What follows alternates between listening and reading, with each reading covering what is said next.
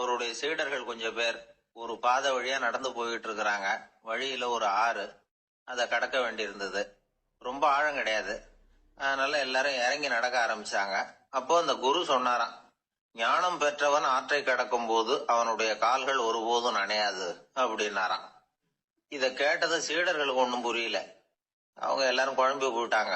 ஞானம் பெற்றவர்கள் காலு தண்ணீர்ல நனையாதுன்னு சொல்றாரே நம்ம குரு, ஆனா இவரு கால் இப்ப தண்ணீர்ல நனையுதே அப்படின்னா இவருக்கு இன்னும் ஞானம் கிடைக்கலன்னு அர்த்தமா? இப்படி எல்லாம் யோசிக்க ஆரம்பிச்சுட்டாங்க. ஒரு சீடன் மெதுவா கேட்டுட்டான், சுவாமி, ஞானியின் பாதங்கள் ஒருபோதும் நனையாது அப்படின்னு சொல்றீங்க, ஆனா உங்களுடைய பாதங்கள் நனைஞ்சிருக்குதே அப்படின்னா. முட்டாளே, நனைஞ்சிருக்கிற பாதங்கள் என்னுடையது இல்லைன்னார் குரு. அவரு சொல்றது சரிதான், அதுல ஒன்னும் குழப்பம் இல்லை. அந்த தண்ணீர் அவரை தொட முடியாது. குரு என்ன சொல்றாரு தெரியுமா? எதுவும் என்ன தொட முடியாது, ஏன்னா நான் இல்லை அப்படிங்கிறாரு. நானே இல்லைங்கிறப்போ எதுவும் என்ன தொட முடியாது. இந்த கால் என்னுடையதுங்கிற நினைப்பு இருந்தா தானே தண்ணீர் அதை தொடர்றது எனக்கு தெரியும். நீங்க ஒரு குருவோட தொடர்பு கொள்ளுகிற போது ஒன்னு ஞாபகத்துல வச்சுக்கணும், அவர் யாராகவும் இல்லாத ஒருத்தர், அதாவது நோபடி. நீங்க தொடர்பு கொள்றது ஒரு ஸ்தூல பொருளோட அல்ல, ஒரு தோற்றத்தோட மட்டுமே. இதெல்லாம் பெரியவங்க பேசுற பேச்சு. அந்த அளவுக்கு நான்கிற உணர்வே இல்லாம இந்த உலகத்துல நம்மால வாழ முடியுமா? அது நடைமுறை சாத்தியமா? பற்றில்லாமல் வாழணும்னு பல பேர் அறிவுரை சொல்றாங்க. நம்ம லெவல்ல நாம குறைஞ்சபட்சம் பேராசை இல்லாம வாழ கத்துக்கிட்டா போதும். ஒருத்தன் நிலத்தை உழுதுகிட்டோம்னா ஏறுகால ஏதோ தட்டுப்பட்ட மாதிரி தெரிஞ்சது. என்னன்னு பார்த்தான், அழகான சிலை ஒண்ணு கிடைச்சது. நல்ல விலைக்கு இதை விற்க முடியும். அதை அப்படியே மறைச்சு வச்சிருந்து பொழுது சாஞ்ச உடனே யாருக்கும் தெரியாம வீட்டுக்கு கொண்டுட்டு வந்துட்டான். வீட்டுல இருந்த மனைவி மக்கள்லாம் ஆளாளுக்கு ஒரு கற்பனை செய்ய ஆரம்பிச்சுட்டாங்க. இந்த சிலையை வித்து கிடைக்கிற பணத்துல பெருசா வீடு ஒண்ணு கட்டணும் அப்படிங்கிற நினைப்பு மனைவிக்கு. கழுத்து நிறைய நகை பண்ணி போட்டுக்கணுங்கிற கற்பனை மகளுக்கு. ஒரு நல்ல கார் வாங்கி அதுல உட்காந்து ஊர் சுத்தணுங்கிற ஆசை மகனுக்கு. இப்படி வீட்டுல இருந்த ஒவ்வொருத்தரும் ஒவ்வொரு விதமான கற்பனை சந்தோஷத்துல மிதந்துகிட்டு இருக்கிறாங்க. ஆனா அந்த புதையலை எடுத்துக்கிட்டு வந்தானே, அவன் மட்டும் ரொம்ப சோகமா ஒரு மூலையில உட்காந்துருக்கிறான். என்னாச்சு உங்களுக்கு, ஏன் இப்படி என்னத்தையோ பறி கொடுத்த மாதிரி உட்காந்துருக்குறீங்க அப்படின்னு கேட்டாங்க வீட்டுக்காரம்மா. இதுக்கு அவன் மெதுவா தலையை தூக்கி பதில் சொல்றான். அந்த நாள்ல காணாம போனது 18 சிலைகள் அப்படின்னு என்னுடைய பாட்டனார் சொல்லுவார். இன்னும் 17 சிலைகள் எங்க புதைஞ்சு கிடக்குதோ தெரியலையே அப்படின்னு பெருமூச்சு விட்டான். எனக்கு தெரிஞ்ச ஒருத்தர் இருக்கார். அவரு ஒரு பெரிய காவல்துறை அதிகாரி, ரொம்ப கண்டிப்பானவர். அவரை கண்டாவே எல்லாரும் பயப்படுவாங்க. அப்படிப்பட்டவர் வீட்டுக்கு போனா அப்படியே அடியோட மாறிடுவார். அங்க போய் பாத்தீங்கன்னா குழந்தைகளோட குழந்தையா அவர் விளையாடிக்கிட்டு இருப்பார். அலுவலக சமயத்துல பாத்தீங்கன்னா குதிரை முதுகுல அவர் உட்கார்ந்துருப்பார். வீட்டுல பாத்தீங்கன்னா அவரு முதுகுல குழந்தை உட்காந்துருக்கும். அவரு குதிரை மாதிரி போயிட்டு இருப்பார்.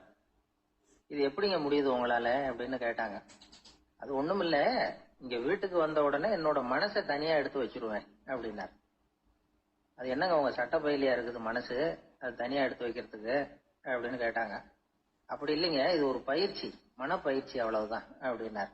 இப்படி சமயம் பார்த்து மனசை தனியா வச்சுவிட தெரிஞ்சவங்க வாழ்க்கையில எப்பவும் உற்சாகமா இருப்பாங்க அப்படிங்கிறது பெரியவங்க கருத்து. ஒரு டாக்டர் ஆஸ்பத்திரியில இருக்கிற வரைக்கும் டாக்டரா இருக்கலாம்.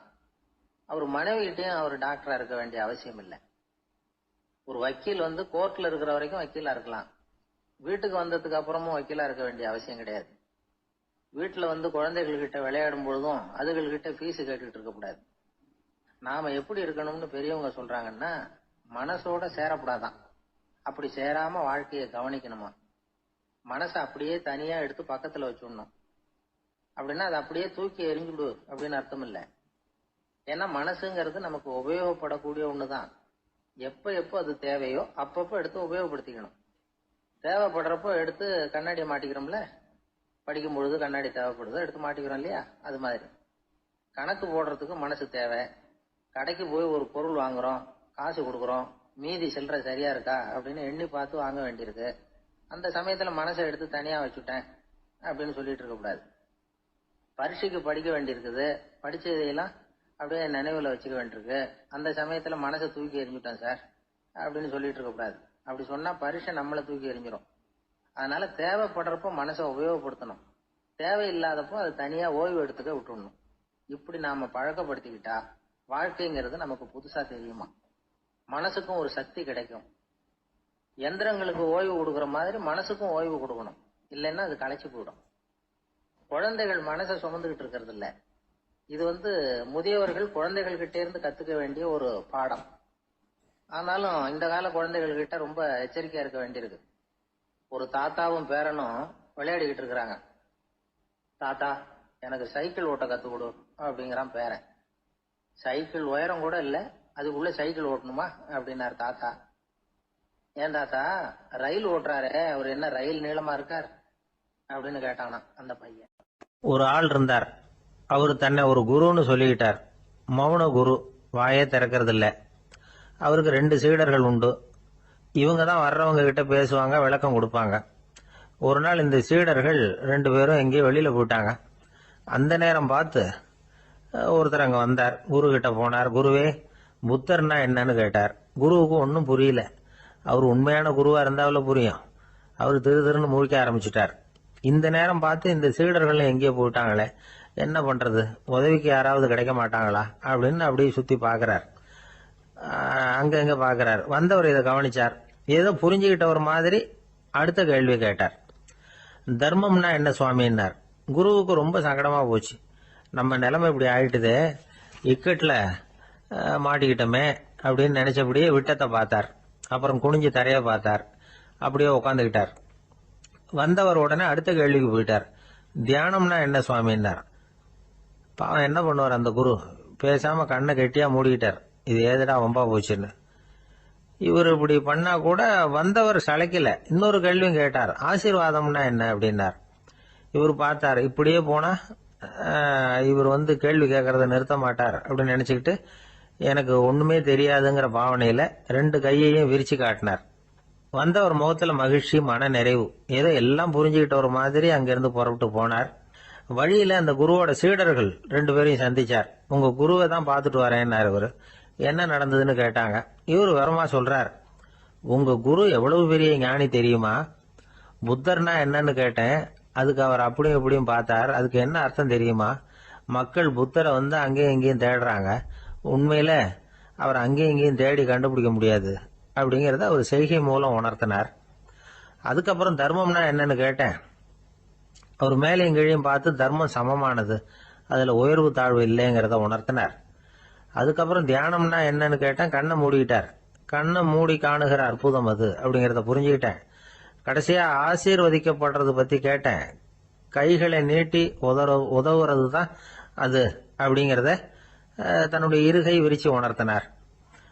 எவ்வளவு பெரிய மகான் அவரு அப்படின்னு சொல்லிவிட்டு அவர் பாட்டு போயிட்டார். சீடர்கள் அதுக்கப்புறம் மெதுவா குரு கிட்ட சேர்ந்தாங்க.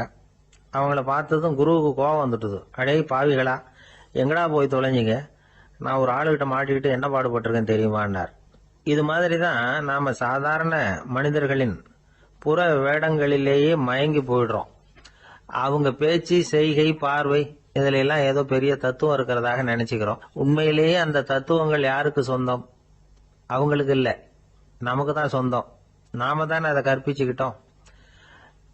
நம்ம நாம அடையாளம் கண்டுக்கிறது இல்ல, நாம யாருங்கிறது நமக்கு புரியறது இல்ல. அதுதான் இன்னைக்கு நடக்கிறது. அதனாலதான் அடுத்தவங்களை தேடி ஓடிட்டு இருக்கிறோம். சில வீடுகளில் கூட இது மாதிரி சைகைகள் உண்டு. சில குடும்ப தலைவர்கள் தினமும் காலையில கண்ணை கெட்டியா மூடிக்கிட்டு கை 2ஐயும் சுத்தமா விரிச்சு வச்சுக்கிட்டே உட்காந்து தியானம் பண்றது வழக்கம். எதுக்காக அப்படி பண்றீங்கன்னு ஒருத்தரை பார்த்து கேட்டேன். இந்த மாசம் வாங்கின சம்பளம் பூரா தீர்ந்து போச்சு, இனிமே என் கையில சுத்தமா ஒண்ணும் இல்ல, புதுசா எதுவும் செலவு வச்சுடாதே அப்படிங்கறத அப்படி உள்ளங்கை 2ஐயும் விரிச்சு காட்டி அவங்களுக்கு உணர்த்துறேன் அப்படின்னார். ஒரு மனிதர், அவர் யாருக்கிட்டே தொலைபேசியில பேசிட்டு இருக்கிறார். கொஞ்சம் தூரத்துல நாம நிக்கிறோம். எட்டத்துல இருந்துகிட்டு அவரை கவனிக்கிறோம். அவர் போன்ல பேசுறத, அவர் பேசுகிற வார்த்தைகள் என்ன அப்படிங்கறத நம்ம காதுல விழல.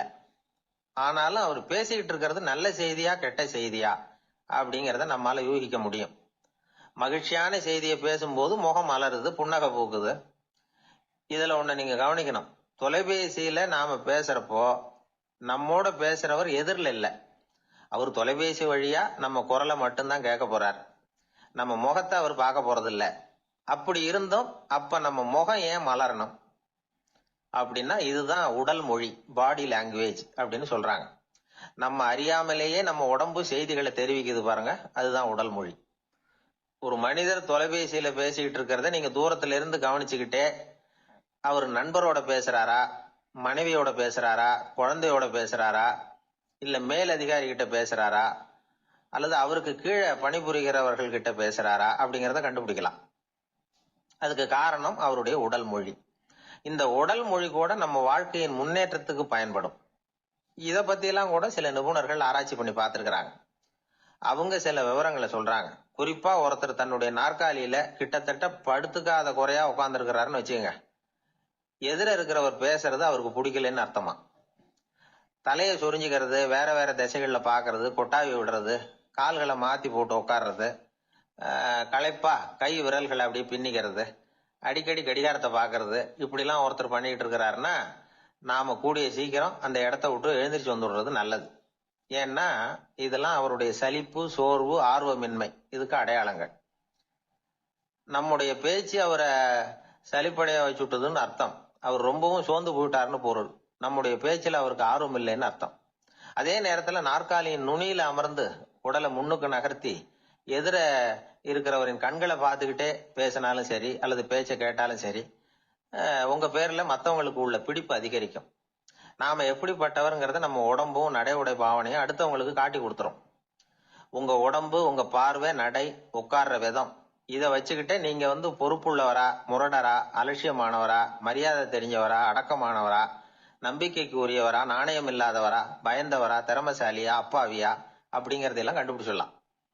அதனால இந்த உடல் மொழியை புரிஞ்சுக்கிட்டு நம்மளை கொஞ்சம் சரிப்படுத்திக்கிட்டோம்னா வாழ்க்கையில சுலபமா பல காரியங்களை சாதிக்க முடியும். ஒரு மனநல மருத்துவமனை, அங்க ஒருத்தர் ஒரு நாற்காலியில உட்காந்துக்கிட்டு கார் ஓட்டுறது மாதிரி அப்படி பாவனை பண்ணிட்டு இருந்தார். ஸ்டேரிங்கை திருப்புறது மாதிரி, பின்னாடி வர்ற வண்டியை நிக்க சொல்றது மாதிரி, அப்புறம் இவர் ஒதுங்கிக்கிட்டு அவருக்கு வழி விடுறது மாதிரி, இப்படிலாம் சேட்டைகள் பண்ணிட்டு இருந்தார் மனநல மருத்துவமனையில. இத பார்த்துக்கிட்டு இருந்த ஒருத்தர் பக்கத்துல இருந்த இன்னொருத்தர்கிட்ட கேட்டார், இவர் ஏன் இப்படி பண்றாரு, இவருக்கு ஏன் அப்படி வந்தது நிலைமை அப்படின்னு சொல்லி அவர் விசாரிச்சார். அப்ப அவர் விவரம் சொன்னார். வேற ஒண்ணும் இல்லைங்க, இவருக்கு கார் ஓட்டணும்னு ஆசை ரொம்ப காலமா, அது நிறைவேறாம போயிட்டுது. அதுக்கப்புறம் அவர் மனநோயாளியா மாறிட்டார். இங்க அழைச்சிட்டு வந்தாங்க. இங்க அழைச்சிட்டு வந்ததுல இருந்து அப்படிதான் பண்ணிட்டு இருக்கிறார். அவ கார் ஓட்டுறது மாதிரிலாம் பாவனை பண்ணிட்டு இருப்பார், திருப்புறது மாதிரி பண்ணுவார், பின்னாடி வர்றவங்களுக்கு இடம் விடுவார், இப்படிலாம் செய்யறார் அப்படின்னு விவரம் சொன்னாங்க. நீங்க சொல்லப்படாதா, இப்ப நீங்க கார் ஓட்டல, வெறும் நாற்காலியில தான் உட்கார்ந்து இருக்கிறீங்க அப்படின்னு நீங்க சொல்லப்படாதா அவருக்கு அப்படின்னு கேட்டாங்க. அது முடியாதுங்க, ஏன்னா அந்த காரை கழுவுறதுக்காக அவர் தினமும் எனக்கு 10 ரூபா கொடுத்துக்கிட்டு இருக்கிறார் அப்படின்னாராம் அங்க வேலை செஞ்சுக்கிட்டு இருந்த ஒருத்தர். அதனால வாழ்க்கையில நாம இந்த உடல் மொழியை புரிஞ்சுக்கணும். உடல் மொழிங்கிறது இப்ப ஆரம்பத்துல சொன்னது மாதிரி அந்த தொலைபேசியில பேசுறவங்கள தூரத்துல இருந்து பார்த்தாவே அவர் யாருகிட்ட பேசுறாரு, என்ன பேசுறாருன்னு தெரியும். நம்ம முகத்தை நல்லா வச்சுக்கணும். உடல் மொழிய நம்ம புரிஞ்சுக்கிட்டு பயன்படுத்த ஆரம்பிச்சோம்னா எந்த முயற்சி பண்ணினாலும் அதுல வெற்றி நிச்சயம். ஒரு பெரிய அரசன் இந்த உலகம் பூராவையும் ஆண்டுகிட்டு இருந்தான். ரொம்ப காலம் அப்படி அரசாட்சி பண்ணிக்கிட்டு இருந்தான். திடீர்னு அவனுக்கும் சில எதிரிகள் முளைச்சாங்க. அவங்க எல்லாம் ஒண்ணு சேர்ந்து இவனை தோற்கடிச்சுட்டாங்க. தோத்து போனதும் இவனுக்கு பயம் வந்துட்டுது, எங்க எதிரிகள் நம்ம கொன்னுடுவாங்களோ அப்படின்னு. வெளியில வந்தா தனக்கு ஆபத்துன்னு பயந்துகிட்டு யாருக்கும் தெரியாம ஒரு குகைக்குள்ள போய் பதுங்கி கிடக்குறான். நிலைமைய பாருங்க. முதல் நாள் அரண்மனையில அதிகாரம் பண்ணிக்கிட்டு இருந்தவன் மறுநாள் குகையில பயந்து போய் பதுங்கி கிடக்குறான்.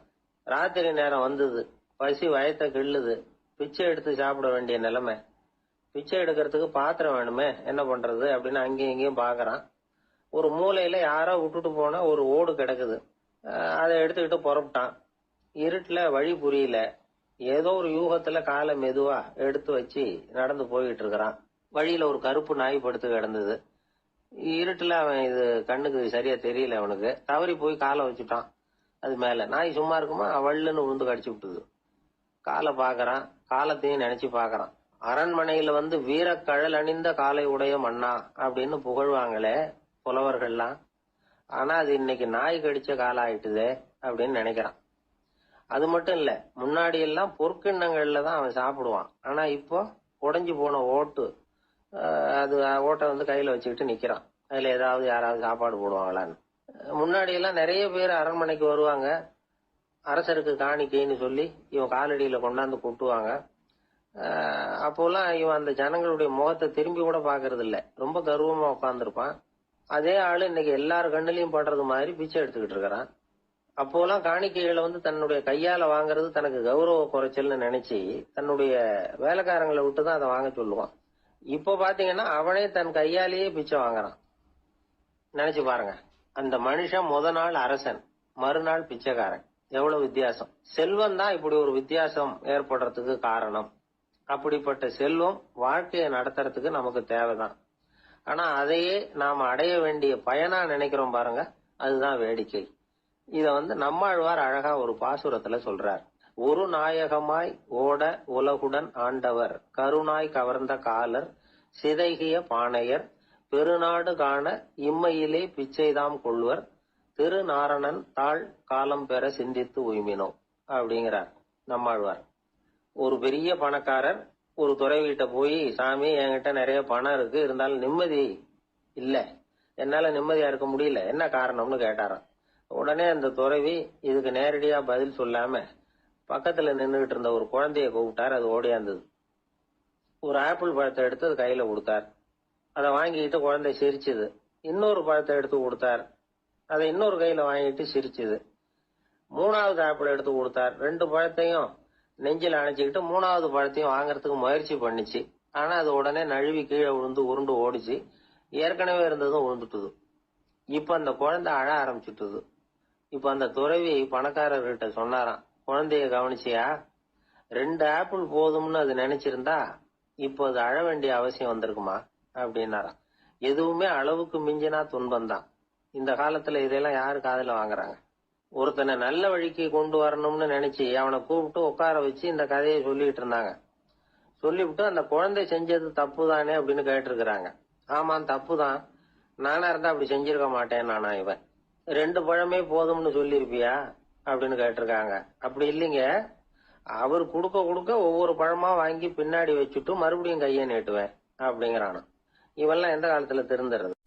ஒரு ஊர்ல ஒரு பெரியவர் இருந்தார். அவரு ஒரு குரு. அவர் தொடர்ந்து தியான கூட்டங்கள் நடத்துவார். அந்த கூட்டத்துல கலந்துக்கிறதுக்காக பல ஊர்கள்ல இருந்து சீடர்கள் நிறைய பேர் வருவாங்க போவாங்க. ஒரு நாள் அங்க கூட்டம் நடந்துகிட்டு இருக்குது. அந்த சமயத்துல சீடர்கள்ல ஒருத்தன் என்னத்தையும் திருடி விட்டான். மற்ற சீடர்கள் அதை கவனிச்சுட்டாங்க. இவன் ஆப்பிட்டுக்கிட்டான். கூட்டம் முடிஞ்ச பிற்பாடு இவன் திருடின விஷயத்த அந்த பெரியவர்கிட்ட போய் சொன்னாங்களாம். அவர் கவனத்துக்கு கொண்டுகிட்டு போனாங்க. ஆனா அவர் இத காதலியே போட்டுக்கல, கண்டுக்கவே இல்லை. போய் சொன்ன சீடர்களுக்கெல்லாம் ஏமாத்தமா போயிட்டுது. என்ன இது, இவ்வளவு தூரம் நாம கண்டுபிடிச்சு போய் சொல்றோம், அவரு கண்டுக்கவே மாட்டேங்கிறாரே அப்படின்னு ஒரு மாதிரி ஆயிட்டாங்க. இருந்தாலும் அதை பத்தி ஒண்ணுமே சொல்லிக்கல, பேசாம இருந்துட்டாங்க. கொஞ்ச நாள் ஆச்சு. அதே ஆளு மறுபடியும் ஒரு திருட்டுல மாட்டிக்கிட்டான். சீடர்கள் மறுபடியும் அந்த குரு கிட்ட விஷயத்த சொன்னாங்க. அவர் அப்பவும் வழக்கம் போல சும்மாவே இருந்துட்டார். இவர் இப்படி இருக்கிறத பார்த்ததும் அந்த சீடர்களுக்கு கோபம் வந்துட்டுது. உடனே அந்த சீடர்கள்லாம் ஒண்ணு கூடி பேசினாங்களாம். எல்லாருமா சேர்ந்து ஒரு விண்ணப்பம் தயார் பண்ணாங்க. அதை குருநாதர்கிட்ட கொண்டுட்டு போய் கொடுத்தாங்க. அந்த விண்ணப்பத்துல இவங்க என்ன எழுதியிருக்கிறாங்க தெரியுமா? குருநாதர் அவர்களே, உடனே திருடனவன் மீது சட்ட நடவடிக்கை எடுக்கணும். நீங்க அப்படி அவனை இங்க சேர்க்கப்படாது. நீங்க சேர்த்தீங்கன்னா நாங்க இங்க இருக்கிறத பத்தி யோசிக்க ஆரம்பிச்சிருவோம். அவனை வந்து இந்த மடத்தை விட்டே துரத்தி பண்ணணும். நீங்க அவனை வெளியில அனுப்புங்க, இல்லைன்னா நாங்க அத்தனை பேரும் வெளியில போயிடுறோம். இப்படிதான் அந்த விண்ணப்பத்துல எழுதியிருக்கிறாங்க. குரு அந்த விண்ணப்பத்தை வாங்கி படிச்சு பார்த்தார். அதுக்கப்புறம் அதை எழுதின அத்தனை பேரையும் கூப்பிட்டாரு. எல்லாரும் இப்படி வாங்கன்னாரு. வந்தாங்க. இப்படி என் எதிரில் உட்காருங்கன்னார். உட்கார்ந்தாங்க. அப்புறம் சொன்னார், இதை பாருப்பா, நீங்க எல்லாரும் புத்திசாலிகள். உங்களுக்கு எது நல்லது எது கெட்டதுங்கிறது நல்லா தெரியும். நீங்க மேற்கொண்டு ஏதாவது படிக்கணும்னு நினைச்சா வேற எங்க வேணும்னாலும் போகலாம். அதுக்கு நான் தடை சொல்ல மாட்டேன். ஆனா உங்களால குற்றம் சாட்டப்பட்ட அவன் இருக்கானே, அவன் எப்படின்னா அவனுக்கு எது நல்லது எது கெட்டதுங்கிறதெல்லாம் தெரியாது. அதனாலதான் திருடுறான். நீங்க சொல்றது மாதிரி அவனை அடிச்சு துரத்தி விடுறோம்னு வச்சுங்க, அவனுக்கு எப்படி நல்லது கெட்டது தெரியும்? அவனுக்கு அதை யாரு சொல்லி கொடுக்கறது? அதனால இங்கேயே இருக்கட்டும், அதுதான் சரி. இதுக்காக நீங்க எல்லாரும் என்னை விட்டுட்டு போனாலும் சரி, அவனை நான் விரட்ட மாட்டேன் அப்படின்னு விட்டாரான். இவ்வளவையும் திருடனை அந்த சீடன் கேட்டுக்கிட்டே இருந்திருக்கான். அவன் கண்கள்ல கண்ணீர். அப்படியே எழுந்திரிச்சு வந்தான். குரு காலில் விழுந்தான். அவன் கண்ணீரில் அவனது தீமை கழுவப்பட்டது அப்படிம்பாங்க. அதாவது சீடர்களுக்கு அந்த குருவோட பெருமை அப்பதான் புரிஞ்சுதான். ஒரு நல்ல ஆசிரியர் இருக்காருன்னு வச்சுங்க, நல்லா படிக்கிற பையனுக்கு தான் பாடம் சொல்லி கொடுப்பேன்னா அது என்ன பெரிய விஷயமா? மோசமா படிக்கிறவனையும் மாத்தி காட்டுறேங்கிறது தான் பெருமை. இந்த காலத்து குரு ஒருத்தர் ஒரு ஆசிரமம் வச்சு நடத்திட்டு வந்தார். நிறைய பேர் தினம் வருவாங்க போவாங்க. ஒரு நாள் ஒருத்தன் வந்தான். அந்த குரு முன்னாடி போய் நின்னான். ஐயா, என்ன உங்க சீடனா ஏத்துக்கணும்னா. அந்த குரு நிமிர்ந்து பார்த்தார். உன்னுடைய நோக்கம் என்னன்னு கேட்டார். ஐயா, உங்ககிட்ட கொஞ்ச நாள் இருந்தேன்னா நல்ல பழக்க வழக்கங்களை கத்துக்கலாம், அதுக்கப்புறம் வெளியில போய் ஒரு நல்ல தொழில் தொடங்கி வாழ்க்கையில முன்னுக்கு வரணுங்கிறது தான் என்னோட நோக்கம் அப்படின்னா. நீ சொல்றது சரி, ஆனா உன்னால இங்க நல்ல பழக்க வழக்கங்களை கத்துக்க முடியலன்னு வச்சுக்கோ, அப்ப என்ன பண்ணுவே அப்படின்னு கேட்டார் அவர். அப்படி ஆச்சுன்னா என்ன, உங்களை மாதிரியே ஒரு ஆசிரமம் ஆரம்பிச்சு அதுக்கு குருவா இருந்துட்டு போறேன் அப்படின்னா. ஒருத்தன் வேகமா ஓடி வந்தான். ஏப்பா அப்படி தலை தெறிக்க ஓடி வர்றேன்னு கேட்டேன். பின்னாடி துரத்திக்கிட்டு வருது சார் அப்படின்னா. ஏதாவது நாய் துரத்திக்கிட்டு வருது போல இருக்கு அப்படின்னு நினைச்சு அவனுக்கு பின்னாடி பாக்குறேன். கண்ணுக்கு எட்டின தூரம் வரைக்கும் எதுவுமே தெரியல. ஏன்பா எதுவும் உன்னை துரத்துறது மாதிரி தெரியலையே என்ன? நல்லா பாருங்க சார் அப்படின்னா. பார்த்துட்டு தான் சொல்றேன் என்ன. இதோ பாருங்க சார், இதுதான் என்ன துரத்துது அப்படின்னு அவன் காட்டுறான். அவன் சுட்டி காட்டின இடத்துல பார்த்தா அங்க அவனுடைய நிழல் தான் தெரியுது. என்னப்பா சொல்ற அப்படின்னு சொல்லி அவனை சந்தேகமா பார்த்தேன். அதுக்கப்புறம் தான் அவன் விவரமா பேசினான். சார், எனக்கு என் நிழலை கண்டா பிடிக்கிறது இல்ல. எப்ப பார்த்தாலும் இது என்னையே பின்தொடர்ந்து வந்துகிட்டு இருக்குது. இதை என்னால சகிக்கவே முடியல. இதை என்கிட்ட இருந்து பிரிக்கிறதுக்கு எவ்வளவோ முயற்சிகள்லாம் பண்ணி பார்த்துட்டேன், முடியலன்னா. அப்படி என்னென்ன முயற்சிகள் பண்ணினேன் அப்படின்னு கேட்டேன். அவன் என்னென்ன செஞ்சாங்கிறத விவரமா சொன்னான். அவன் என்ன பண்ணிருக்கிறான், ஒரு பெரிய குழியை தோண்டி அதுல தன்னுடைய நிழலை புதைச்சிருவோம் அப்படின்னு முடிவு பண்ணிட்டு மண்வெட்டி எடுத்துக்கிட்டு தோட்டத்து பக்கம் போயிருக்கான். ஆழமா ஒரு குழியை தோண்டி இருக்கான். குனிஞ்சு பாக்குறான். அந்த குழிக்குள்ள தன்னுடைய நிழல் தெரியுது. ஆஹா, இதுதான் சமயம், நிழல் இப்ப குழிக்குள்ள இருக்கு, மண்ணை போட்டு மூடி விடலாம் அப்படின்னு நினைச்சுக்கிட்டு கொஞ்சம் மண்ணை அள்ளி போட்டான். பார்த்தா இப்ப அந்த நிழல் அந்த மண்ணுக்கு மேல வந்து நிக்குது. இது ஏதுடா வம்பா போச்சு அப்படின்னு அவசரமா மண்ணை வாரி போட்டு மூடி பாக்குறான். குழி பூராவும் மூடி விட்டு பாக்குறான். மறுபடியும் நிழல் மேல வந்து உட்காந்துக்கிட்டு இருக்குது. சரி, இதை குழியில புதைக்க முடியாது அப்படின்னு முடிவு பண்ணிட்டு இதை இங்கேயே இப்படியே விட்டுட்டு ஒரே ஓட்டமா ஓடி போடுவோம் அப்படின்னு நினைச்சு எடுத்தான் ஓட்டம். அது காலை நேரம். இவன் மேற்க நோக்கி ஓடிட்டு இருக்கிறான். ஓடி ஓடி பாக்குறான், நிழல் இவனை விட வேகமா இவனுக்கு முன்னாடி ஓடிட்டு இருக்கு. சரி, திரும்பி ஓடி பார்ப்போம் அப்படின்னு நினைச்சுக்கிட்டு அப்படியே சடார்னு திரும்பி ஓட ஆரம்பிச்சான். பார்த்தான், அப்பாடா நிழலை காணல. கொஞ்ச தூரம் ஓடி ஒரு இடத்துல நின்னு அப்படியே சாவகாசமா திரும்பி பாக்குறான். பின்னாடி நின்றுட்டு இருக்குது நிழல். இப்படி ஓடி வந்துதான் இங்க நம்ம முன்னாடி நின்று தன்னுடைய அவஸ்தையை சொல்லிட்டு இருக்கிறான். இந்த நிழலை துரத்துறது அல்லது வெட்டி விடுறது, இதுக்கு ஏதாவது வழி இருக்கா சொல்லுங்க சார் அப்படிங்கிறான். நமக்கு ஒன்றும் புரியல. அந்த நேரம் பார்த்து ஒரு பெரியவர் வந்தார். அவர்கிட்ட யோசனை கேட்டோம், என்ன செய்யலாம்னு. அவர் சொன்னார், இந்த பாருப்பா, நீ அங்கேயும் எங்கேயும் ஓடாத, அப்படியே கீழே படுத்துக்கொண்டார். அது நல்ல உச்சி வேலை. அவன் அப்படியே கீழே படுத்துக்கிட்டான். இப்ப அப்படி இப்படின்னு திரும்பி பார்க்கறான், நிழலை காணல. அவன் இப்பதான் நிம்மதியா இருந்தான். இப்ப அந்த பெரியவர் சொன்னார், எல்லா மனிதர்களுமே இப்படிதான் ஓடிட்டு இருக்கிறாங்க. நான் எனது அப்படிங்கிற ஆணவம் தான் அவங்கள துரத்திக்கிட்டு இருக்கு. அதை விட்டுட்டு ஓடணும்னு நினைச்சாலும் அது முன்னாடி வந்து நிக்குது. பரம்பொருளை நோக்கி ஓடுறப்போ இந்த ஆணவம் பின்னாடி வந்துடுது. பரிபூர்ண சரணாகதிங்கிற நிலையில அது முழுசுமா மறைஞ்சுடுது. தன்னை உணர்கிற வேலை அது. அந்த நேரம் மனிதனுக்கு விடுதலை உணர்வு ஏற்படுகிற நேரம் அது. அப்படிப்பட்ட சுதந்திர மனிதர்களாக எல்லாரும் மாறி போயிட்டாங்கன்னா இந்த உலகமே இன்பமயம் அப்படின்னு ஒரு விளக்கம் கொடுத்தார் பெரியவர். நம்மால் ஒருத்தர் வேகமா ஓடி வந்துகிட்டு இருந்தான். ஏன்டா அப்படி ஓடி வர்ற அப்படின்னு கேட்டார் எதிரில் வந்தவர். ஆசை துரத்துது, அதுதான் ஓடி வர்றேன்னா. உனக்கு என்ன ஆசைன்னு கேட்டார். எனக்கு ஒன்றும் ஆசை இல்லைங்க, என்னை எப்படியாவது பிடிச்சுடணும்னு போலீஸ்காரங்களுக்கு ஆசை. அந்த ஆசை இப்ப என்ன துரத்தி பின்னாடி வந்துகிட்டு இருக்குது. அதுதான் தப்பிச்சு வந்துகிட்டு இருக்கிறேன். குறுக்க நிக்காதீங்க சார், வழியை விடுங்க அப்படின்னு சொல்லிவிட்டு வேகமா ஓடி மறைஞ்சான். அசோக மன்னர் வந்துகிட்டு இருக்கார். அவருடைய ஆலோசகர்கள் எல்லாம் பக்கத்துல வந்துகிட்டு இருக்கிறாங்க. அந்த சமயத்துல எதிரில் ஒரு புத்த பிக்ஷு வர்றார். அசோகர் பாக்குறார். ஓடி போய் அவர் காலில் விழுந்து வணங்குறார். அசோக மன்னரின் தலை அந்த புத்த துறவியின் பாதத்துல பட்டுக்கிட்டு இருக்கு. பக்கத்துல நின்றுகிட்டு இருந்த அமைச்சருக்கு இது ரொம்ப சங்கடமா போச்சு. ரொம்ப வருத்தப்பட்டார். நம்ம அசோக சக்கரவர்த்தி எப்பேற்பட்டவர், அவரோட தலை ஒரு சன்னியாசியின் பாதத்துல படுறதா அப்படின்னு நினைச்சு ரொம்ப கவலைப்பட்டார். அரண்மனைக்கு திரும்பினதும் அமைச்சர் மெதுவா ஆரம்பிச்சார். அரசே, எனக்கு ரொம்ப வருத்தமா இருக்குது அப்படின்னார். எதுக்குன்னார் மன்னர். அசோக சக்கரவர்த்தியின் தலை, அதாவது அந்த சிரம், ரொம்ப மதிப்புமிக்க ஒன்று. அது ஒரு சன்னியாசியின் காலில் படலாமா அப்படின்னார். அசோகர் பதில் சொல்லல, சிரிச்சார், போயிட்டார். அதுக்கப்புறம் ஒரு சரியான சந்தர்ப்பத்துக்காக காத்துக்கிட்டு இருந்தார். ஒரு நாள் அமைச்சரை கூப்பிட்டார். எனக்கு 3 தலைகள் வேணும் அப்படின்னார். சொல்லுங்க, கொண்டுகிட்டு வரேன் அப்படின்னார் அமைச்சர். அசோகர் சொன்னார், முதல்ல எனக்கு தேவையானது ஒரு ஆட்டின் தலை, 2வது ஒரு புலியின் தலை, 3வது ஒரு மனிதனின் தலை. இதுதான் அசோகர் கேட்டது. எங்க இருந்தாலும் கொண்டு வாங்கன்னார். அமைச்சர் புறப்பட்டார். ஆட்டு தலை, புலி தலை கிடைச்சிட்டுது. அப்புறமா ஒரு சுடுகாட்டுக்கு போய் ஒரு மனித தலையும் சேகரம் பண்ணிட்டு ராஜா கிட்ட வந்துட்டார். அரசே, உங்கள் ஆணைப்படி 3 தலைகளையும் கொண்டு வந்திருக்கிறேன்னார். அசோகர் பார்த்தார். ரொம்ப நல்லது, இப்ப இது 3ஐயும் எடுத்துக்கிட்டு போய் சந்தையில வித்துட்டு வாங்க அப்படின்னார். அமைச்சர் அதுகளை எடுத்துக்கிட்டு சந்தைக்கு போனார். முதல்ல ஆட்டுத்தலை நல்ல விலைக்கு வித்து போச்சு. நல்ல விலை கொடுத்து வாங்கிட்டு போட்டாங்க. அடுத்தபடியா புலி தலைய ஒருத்தர் வாங்கிட்டார். அதை பாடம் பண்ணி வீட்டுல மாட்டி வைக்கலாமே அப்படின்னு நினைச்சு அதையும் வாங்கிட்டு போட்டார். மனித தலையை மட்டும் வாங்கறதுக்கு யாரும் முன் வரல. எல்லாரும் அதை பார்த்துட்டு விலைக்கு போக ஆரம்பிச்சாங்க. அமைச்சர் திரும்பி வந்தார். அரசே, இந்த தலையை மட்டும் யாரும் வாங்க மாட்டேங்கிறாங்க அப்படின்னார்.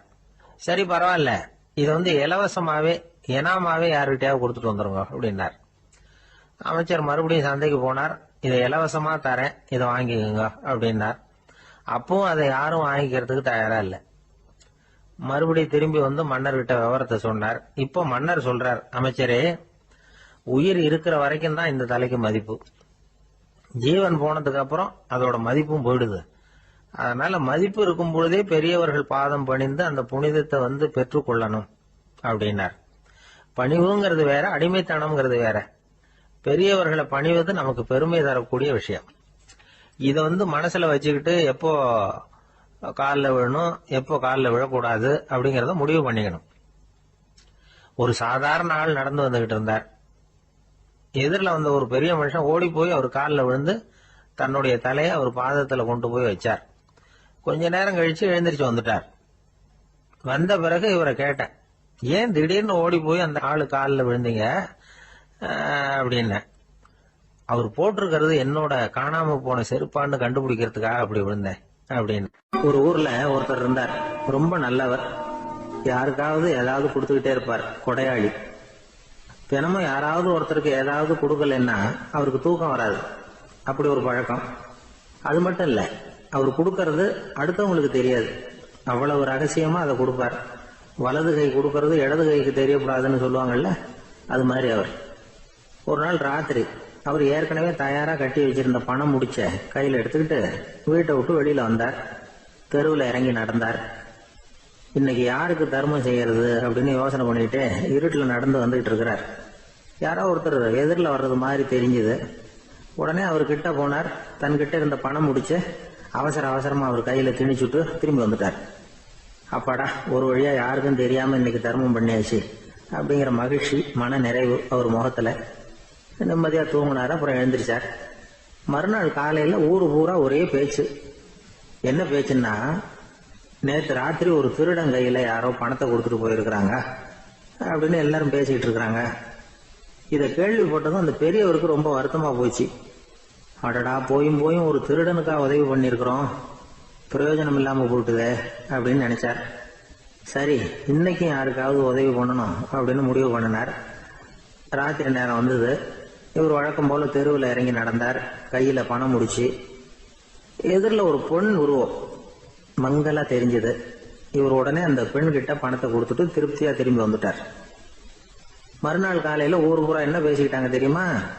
நேற்று ராத்திரி நெறி தவறி நடக்கிற ஒரு பெண்ணின் கையில யாரோ பணத்தை வச்சுட்டு போயிருக்கிறாங்க அப்படின்னு எல்லாரும் பேசிக்கிறாங்க. அடடா, இன்னைக்கும் தவறுதலா நடந்து போச்சு அப்படின்னு ஒரு வருத்தப்பட்டார். இருக்கட்டும், இன்னைக்கு ஏதாவது தர்மம் பண்ணுவோம் அப்படின்னு நினைச்சுக்கிட்டாரு. 3வது நாள் ராத்திரியும் புறப்பட்டார். இப்பவும் எதிரில் ஒருத்தர் வந்தார். இவர் பணத்தை கொடுத்தார், திரும்பி வந்துட்டார். மறுநாள் மக்கள் என்ன பேசிக்கிட்டாங்கன்னா, நேற்று ராத்திரி ஒரு செல்வந்தர் கையில யாரோ பணத்தை கொடுத்துட்டு போயிருக்கிறாங்க அப்படின்னு பேசிக்கிட்டாங்களாம். அவருக்கு ரொம்ப வருத்தமா போயிட்டுது. என்ன இது தினம் இப்படி ஆகிட்டு இருக்குதே அப்படின்னு நினைச்சுக்கிட்டே படுத்து தூங்கினார். அன்னைக்கு ராத்திரி ஒரு கனவு. அந்த கனவுல இறைவன் வந்து சொன்னாராம், இத பாருப்பா, நீ கொடுத்த தர்மம் வீணா போயிடல. உன்கிட்ட பணம் வாங்கின அந்த திருடன் திருந்திட்டான், அந்த பொண்ணும் திருந்திட்டா, அந்த செல்வந்தனும் கொடையாளி ஆயிட்டான், எல்லாருக்கும் உதவி பண்ண ஆரம்பிச்சுட்டான் அப்படின்னு சொன்னாராம். இந்த கதையை சொன்னவர் யாருன்னா நபிகள் நாயகம். இதுல உள்ள கருத்து என்னன்னா, நல்ல மனசோட தர்மம் பண்ணுனா அது வீணா போறதில்லை.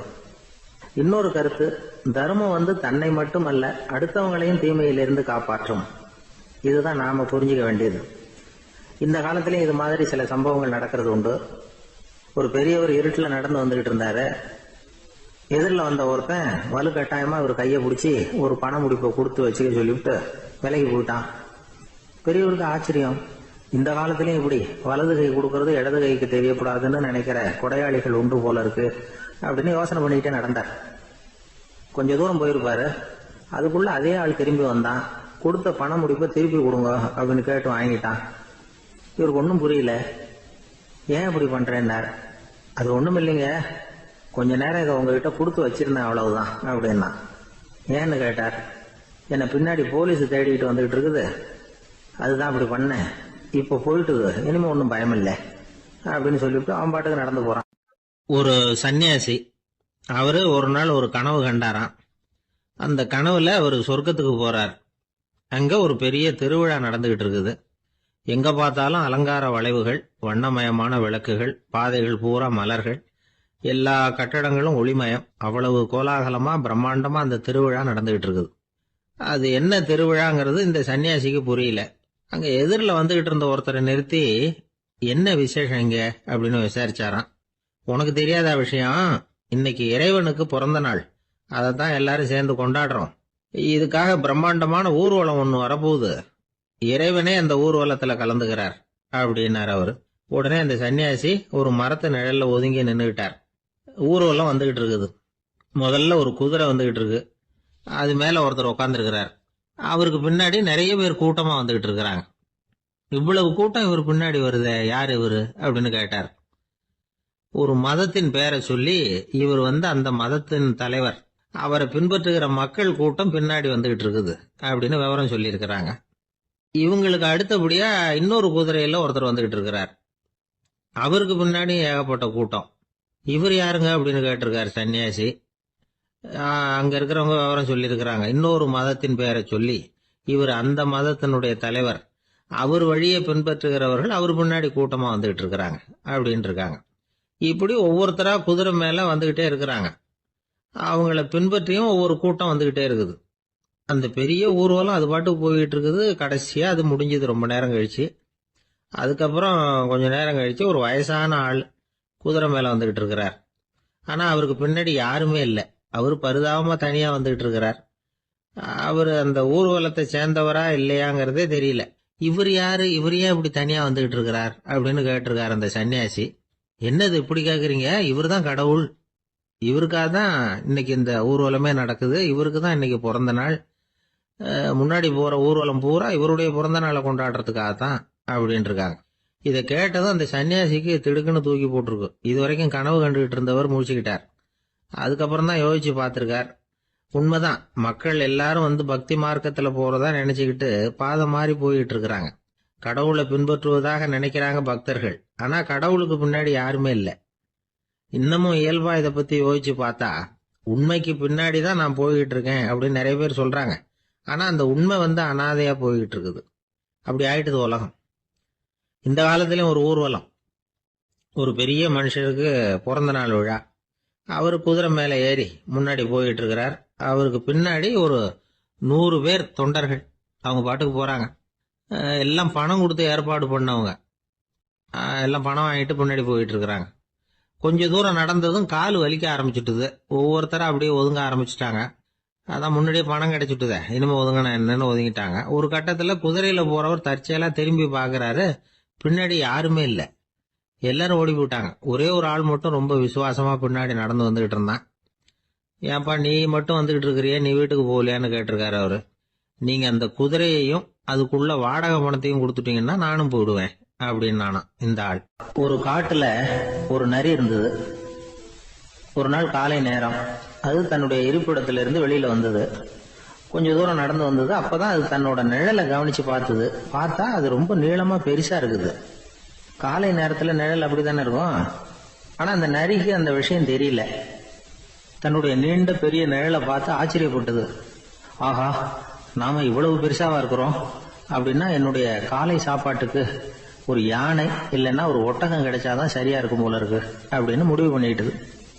உடனே ஒரு யானை அல்லது ஒட்டகத்தை தேடி அலைஞ்சது, எங்க கிடைக்கும்னு.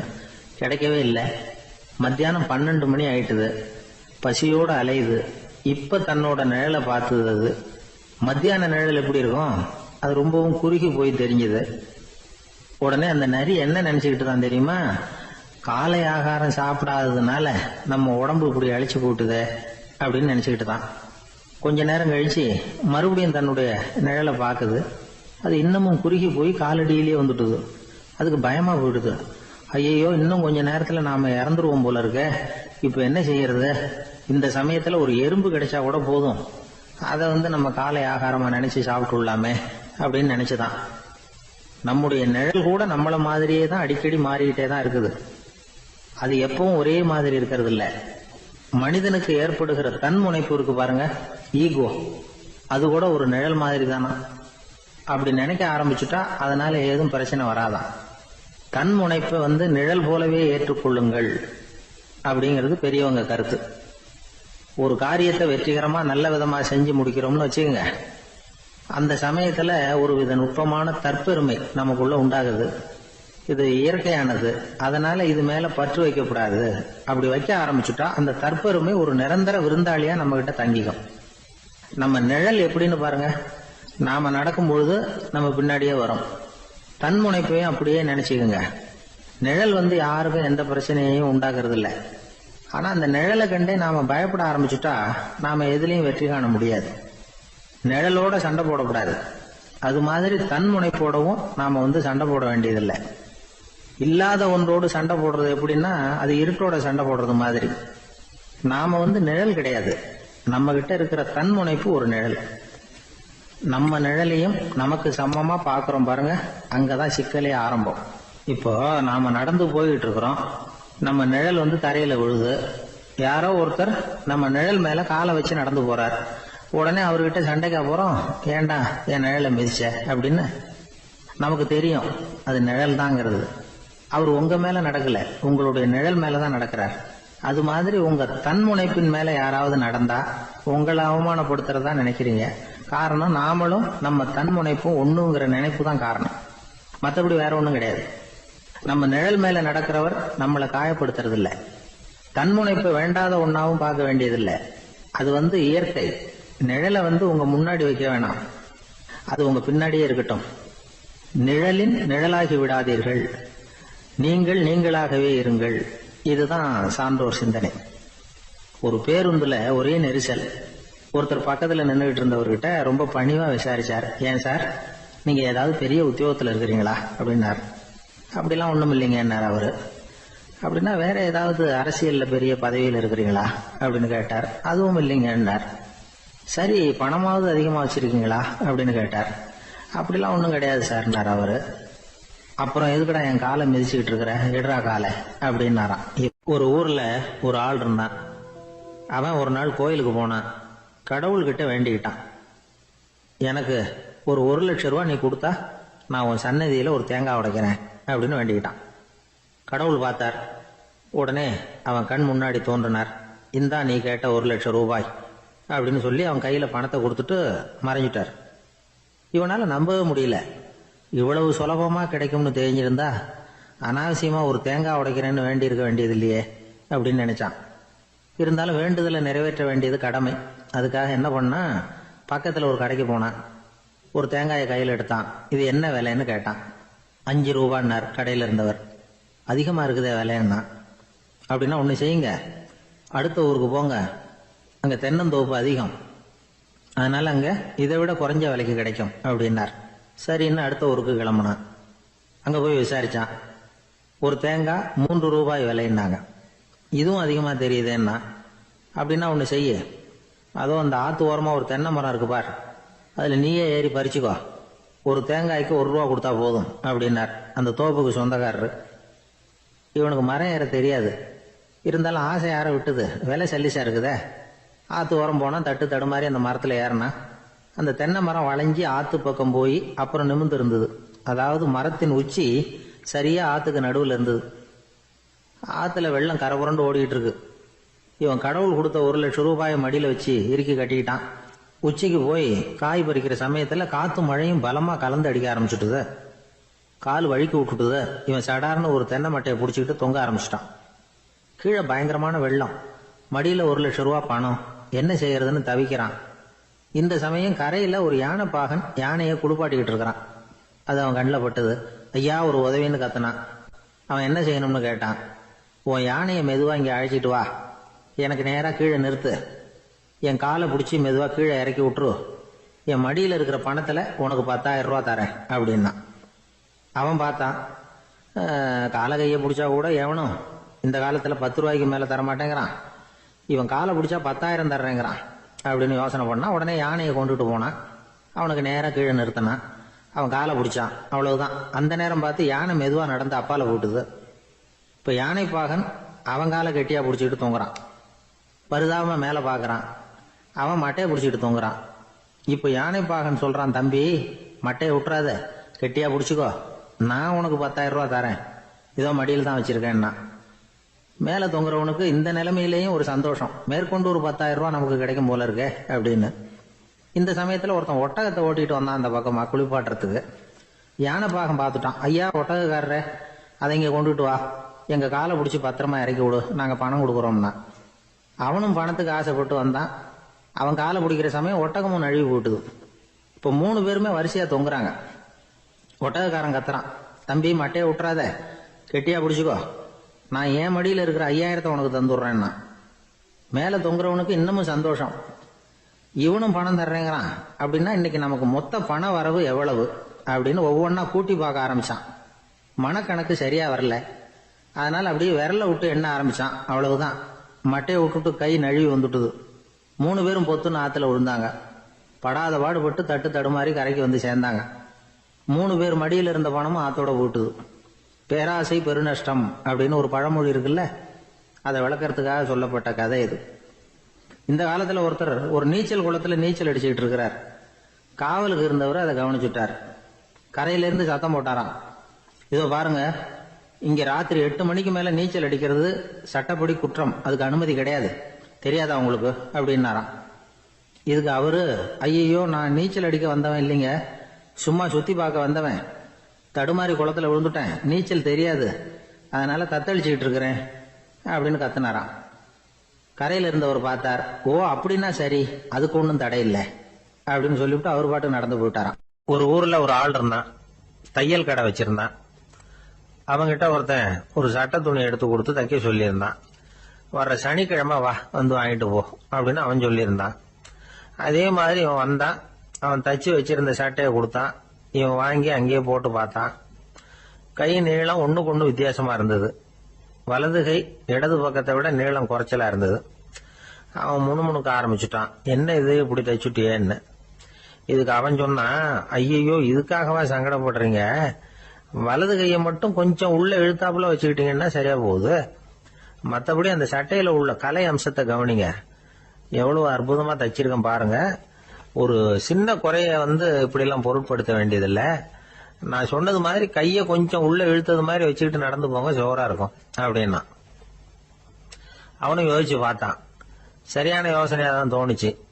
கொஞ்சம் முயற்சி பண்ணி வலது கையை கொஞ்சம் உள்ள இழுத்து சட்டை சரியா இருக்கிறது மாதிரி பண்ணிட்டான். இப்ப மறுபடியும் ஒரு பிரச்சனை. வலது கையை உள்ள இழுத்த மாதிரி அப்படியே வச்சுக்கிட்டதும் முதுகு பக்கம் கொஞ்சம் துணி தளர்த்தியா தொங்குறது மாதிரி தெரிஞ்சது.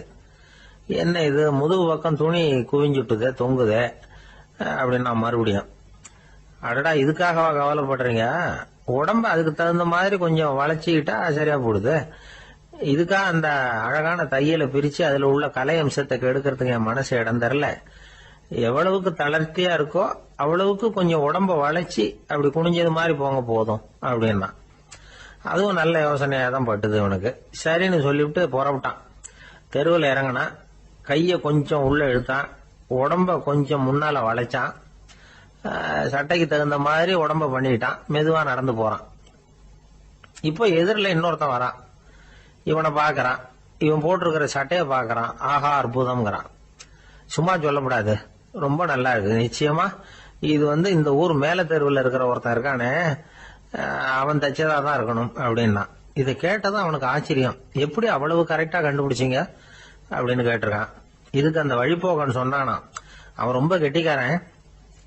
உங்களை மாதிரி உடம்பும் கையும் வளைஞ்சு போன ஒரு ஆசாமிக்கு அவனை தவிர வேற யாராலேயும் இவ்வளவு பொருத்தமான ஒரு சட்டையை தைக்க முடியாது அப்படின்னானா. பாருங்க, அவனுக்காக இவன் அனுசரிக்க போய் இவனோட நிலைமை எப்படி ஆயிடுது பாருங்க. இதே மாதிரிதான் சில சடங்குகளும் சம்பிரதாயங்களும் நம்மளை கோமாளி ஆக்கி விட்டுரும். எதுவா இருந்தாலும் அதுல அறிவுபூர்வமான அணுகுமுறை அவசியம். ஒரு நர்ஸ் அவசரமா ஓடி டாக்டர் கிட்ட சொல்லிச்சான், டாக்டர் ஒரு தப்பு நடந்து போச்சு, 10ஆம் நம்பர் பெட்ல இருக்கிற பேஷண்ட்டுக்கு காலில் ஆபரேஷன் பண்றதுக்கு பதிலாக கையில ஆபரேஷன் பண்ணி விட்டீங்க. கை ஆபரேஷன் பண்ணிக்க வேண்டிய ஆள் 7ஆம் நம்பர் பெட்ல இருக்கார் அப்படின்னு தான். அதுக்கு ஒரு பதட்டப்படாம சொன்னாராம், பரவாயில்ல இவரை தூக்கி 7ஆம் நம்பர் பெட்ல போட்டுரு அப்படின்னு. ஒருத்தர் அவசரமா போய்கிட்டு இருந்தார். எங்க போய்கிட்டு இருக்கீங்க அப்படின்னு கேட்டார் ஒரு பெரியவர். கடைக்கு போறேன் சார், சாமான் வாங்கறதுக்கு அப்படின்னார். அங்க போறதுக்கு முன்னாடி தெரிஞ்சுக்க வேண்டியதெல்லாம் தெரிஞ்சுக்கிட்டீங்களா அப்படின்னு கேட்டார் பெரியவர். கடைக்கு போய் காசை கொடுத்து ஒரு பொருளை வாங்கிட்டு வரப்போறோம், இதுல தெரிஞ்சுக்க வேண்டியது என்ன இருக்குது அப்படின்னார் அலட்சியமா. இப்ப அந்த பெரியவர் பேச ஆரம்பிச்சார். இந்த உலகத்துல எந்த ஒரு செயல்ல இறங்குறப்பவும் நாம நல்லா ஆலோசனை பண்ண வேண்டிய விஷயம் 5 அப்படின்னார்.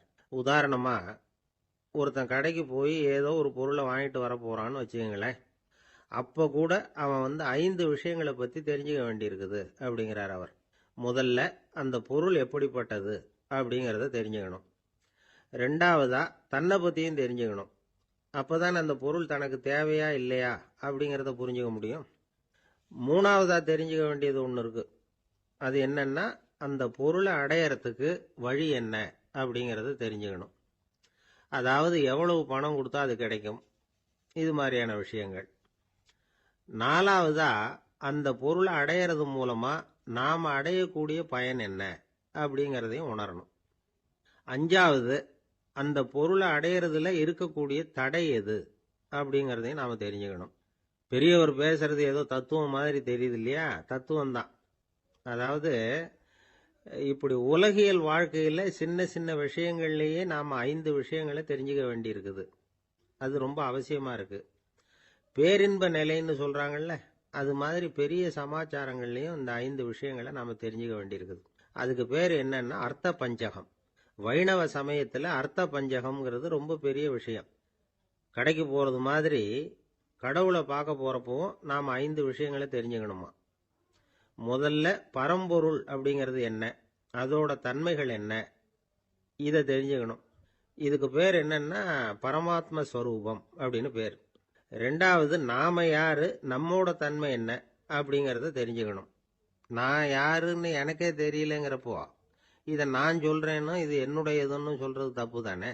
அப்புறம் 3வது விஷயம், பரம்பொருளை நாம அடையறதுக்கு வழி எது, இது தெரிஞ்சுக்கணும்.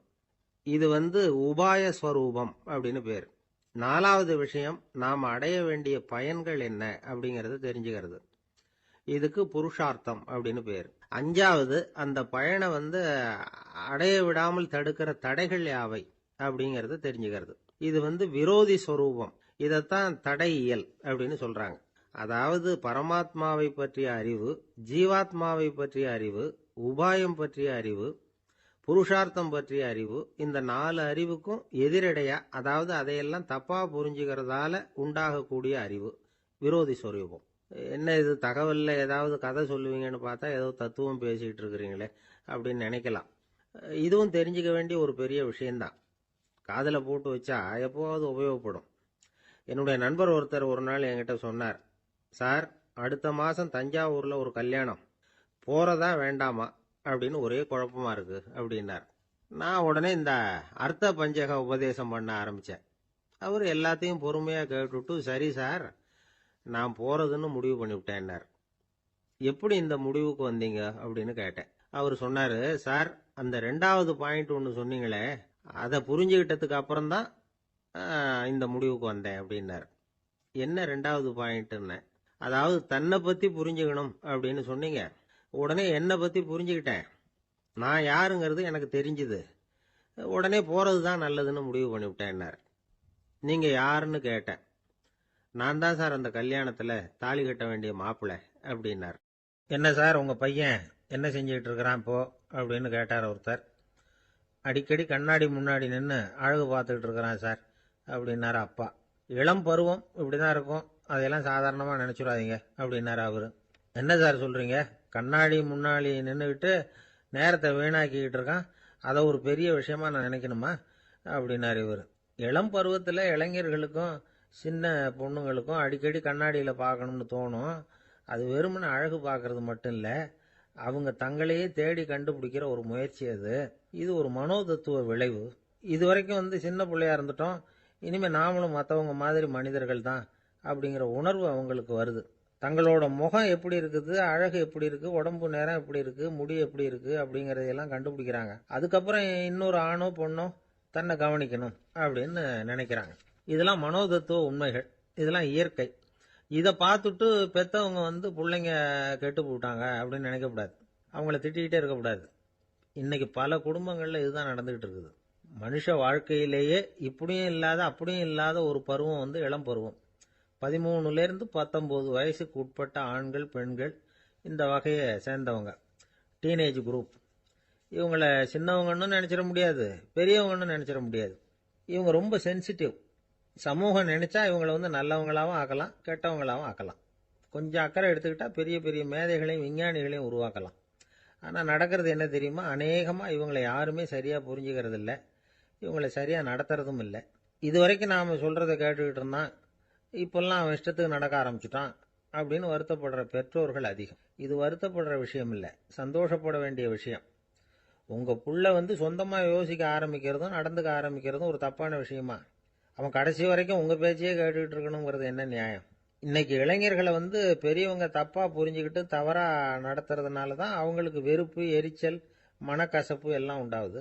பெத்தவங்க சரியா மதிக்கிறது இல்லை அப்படிங்கிற ஒரே காரணத்தினாலேயே வீணா போகிற பிள்ளைங்க இன்னைக்கு அதிகம். சரி, பெத்தவங்களுக்கு இன்னைக்கு என்னதான் புத்தி சொல்ல வர்றீங்க அப்படின்னு கேட்குறீங்களா? நாம எதையும் சொல்ல வரல, ஆனா அது சம்பந்தமான சில நிபுணர்கள் சொல்லி இருக்கிறத உங்க காதுல போட்டு வைக்கலாம். அது என்னன்னா, பிள்ளைங்க கிட்ட அன்பு செலுத்துங்க. குழந்தையா இருந்தப்போ எவ்வளவு பாசமா இருந்தீங்க, வளர வளர அதை ஏன் குறைச்சிக்கிறீங்க?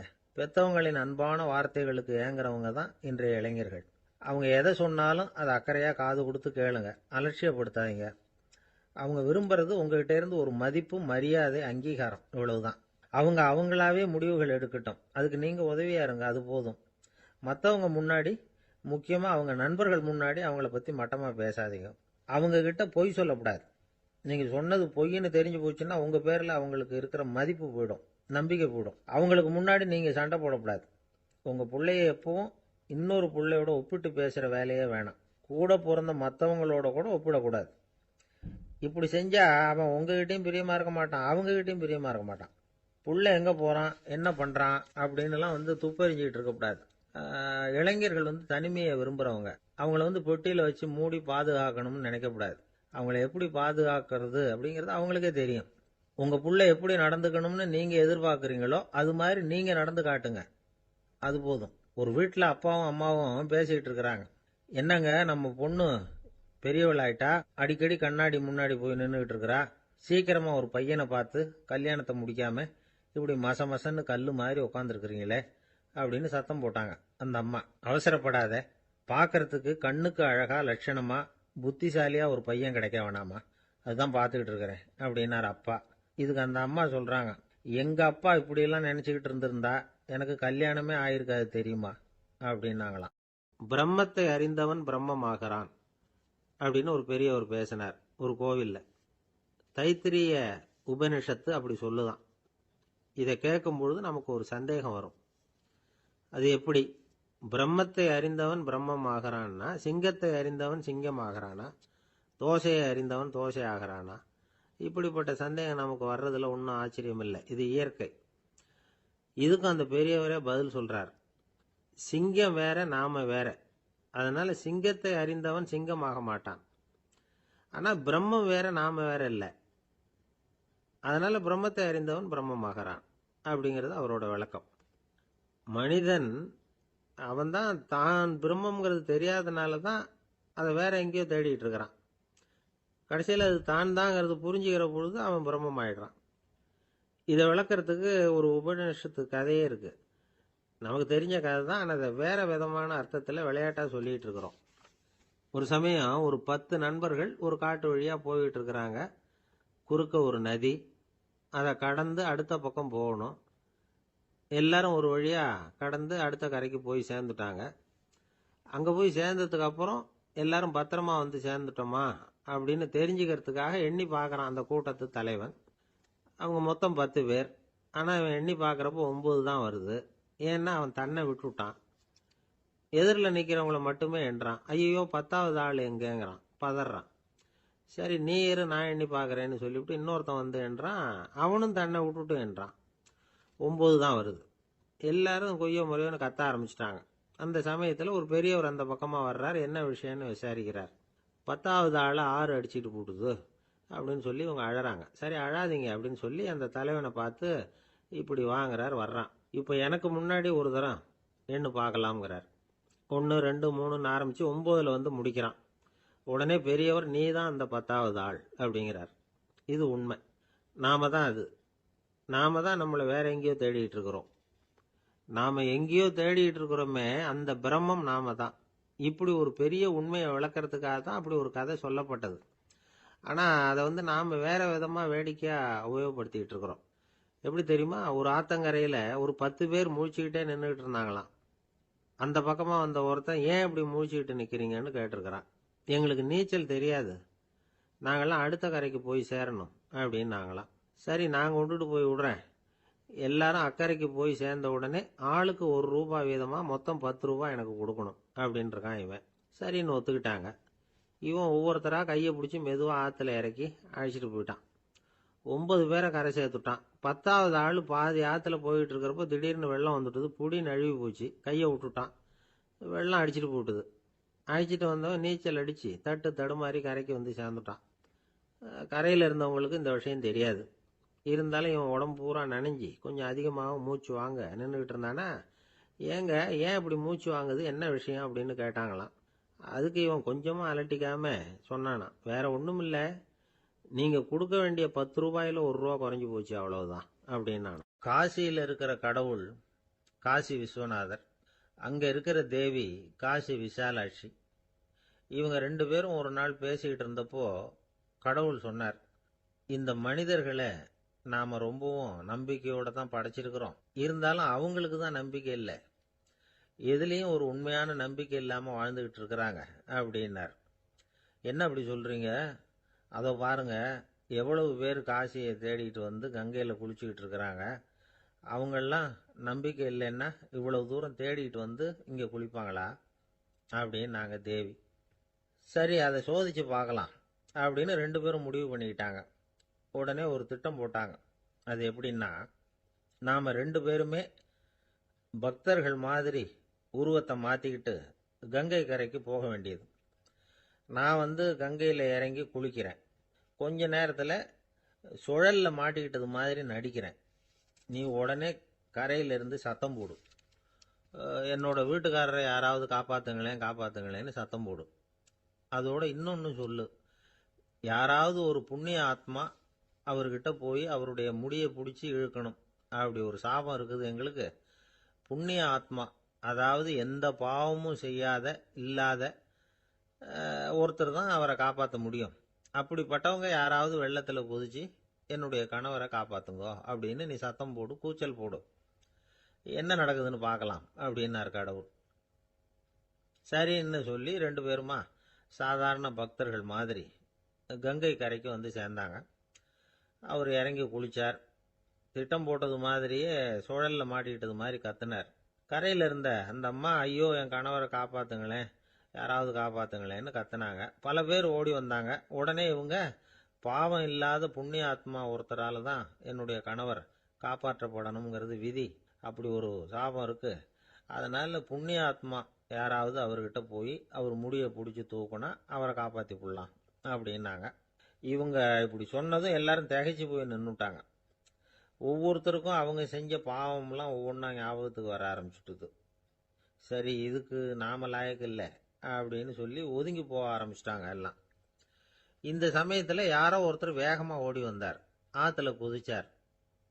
அவர்கிட்ட போனார், முடிய பிடிச்சார், தூக்குனார், அவரை காப்பாத்தி கரைக்கு கொண்டுட்டு வந்துட்டார். அப்படி காப்பாத்தின அந்த ஆளை இவங்க 2 பேரும் தனியா கூப்பிட்டுக்கிட்டு ஒரு மண்டபத்துக்கு வந்துட்டாங்க. வந்து விசாரிக்கிறாங்க. நீ யாரப்பா அப்படின்னு கேக்குறாங்க. ஏதும் தெரியாத மாதிரி. நான் இந்த ஊர் அன்ன சத்திரத்துல வேலை செய்யற ஒரு சமையல்காரன் அப்படிங்கிறார். நீ வந்து கங்கையில குளிக்கிறது உண்டான்னு கேட்டிருக்காங்க. நான் இந்த ஊர்லயே தான் இருக்கிறேன், இருந்தாலும் தினமும் கங்கையில குளிக்கிறது இல்ல, எப்பாவது ஒரு நாள் அங்க குளிப்பேன் அப்படின்னார். கங்கையில மூழ்கி எழுந்திருச்சா பாவம்லாம் தொலையும்னு சொல்றாங்க. அப்படி இருக்கிறப்போ அங்க இன்னைக்கு கங்கையில குளிச்சுக்கிட்டு இருக்கிறவங்க எல்லாம் தங்களை வந்து புண்ணிய ஆத்மாவா நினைக்கல. கங்கையில குளிக்காத நீ உன்னை வந்து புண்ணிய ஆத்மாவா நினைச்சு என்னை காப்பாத்த வந்திருக்கிற, அது எப்படி அப்படின்னு கேட்டார்.